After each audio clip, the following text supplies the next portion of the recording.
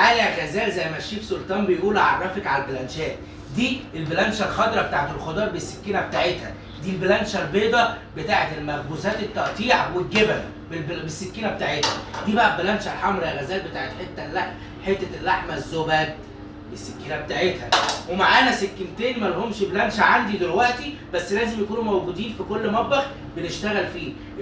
السكينه الصفراء مع بلانشه صفراء للفراخ، السكينه الزرقاء مع بلانشه زرقاء للاسماك. في بقى سكينه بني وبلانشه بني، دي اللهم احفظنا يا رب وابعدنا عن الناس الوحشه ديت، بتاعت لحم الخنازير واللحوم المستويه. ما تنسوناش بكومنت ولايك وشير. شيف هاب بنحبكم.